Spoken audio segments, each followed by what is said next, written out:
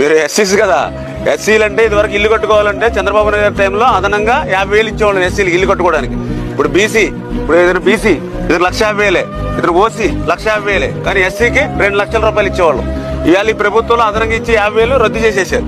చూడండి ఎంత అన్యాయమో ఇది. రేపు మళ్ళీ మన ప్రభుత్వం వస్తుందమ్మా, నీవు మళ్ళీ అప్పులు పాలవకుండా అందరికి ఇచ్చేటువంటి డబ్బులు కాకుండా అదనంగా ఎస్సీలకి ఇచ్చి మీ ఇల్లు కట్టించే బాధ్యత మాది.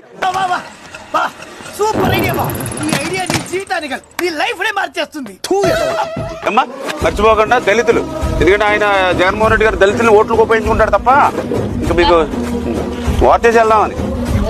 వార్చాలంటే ఇంకా ఉడకలేదు. ఇంకా లాస్ట్ పెన్షన్ కూడా ఇంకా పలుకుంది, కొద్దిగా పలుకుంది. పెన్షన్ కూడా మనం ఇచ్చేసారు. కొద్దిగా పలుకుందమ్మా. ఇంకా ఇంకొక 2-3 నిమిషాల్లో మనం ఇచ్చాను పెన్షన్.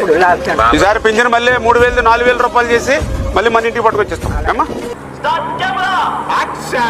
కానీ మీరందరూ ఓట్లు వేశారు, కానీ మీకు ఎన్నో హామీలు ఇచ్చాను చేయాలి, కానీ ఖజానా ఖాళీగా కనపడస్తా ఉంది, ఏమీ లేదు అక్కడ.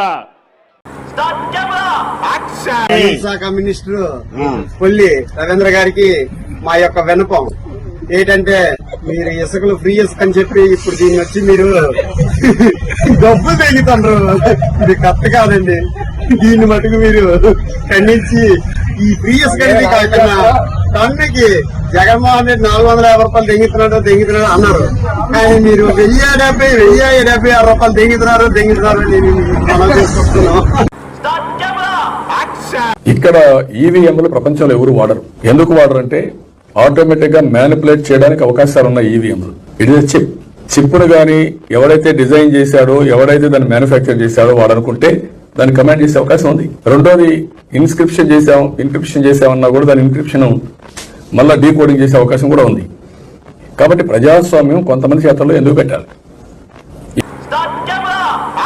వాస్తవానికి కౌంటింగ్ పూర్తయిన తర్వాత ఇక్కడ వచ్చినటువంటి టోటల్ ఓట్లలో చెల్లుబాటు కాని ఓట్లు ఇంకా 340 ఓట్లు చిల్లర, అంటే 300 పైచిలకు ఓట్లు చెల్లుబాటు కాని ఓట్లు ఉన్నాయంటే వివిధ కారణాల ద్వారా ఆ ఓట్లు చెల్లుబాటు కాలేదు అనేది అధికారులు ఇచ్చినటువంటి వివరణ. వాస్తవం ఇది. వాస్తవానికి మంగళగిరి నియోజకవర్గంలో 26,000 ఓట్లు అదనంగా జోడించారనేటువంటి ప్రచారంలో ఎలాంటి వాస్తవం లేదు. ఎన్నికల కమిషన్ అధికారికంగా రిలీజ్ చేసినటువంటి డేటాని ఒక్కసారి వెరిఫై చేసుకుంటే అసలు వాస్తవాలు బయటకు వస్తాయి. కానీ ఈవీఎంలకి సంబంధించి, వీవీప్యాట్లకి సంబంధించినటువంటి కౌంటింగ్లో మిస్ మ్యాచ్ జరుగుతుంది అనేటువంటి ఒక దుష్ప్రచారం మంగళగిరి నియోజకవర్గానికి సంబంధించి, అలానే పిఠాపురం నియోజకవర్గానికి సంబంధించి వైరల్ అవుతున్నటువంటి పరిస్థితి ఉంది.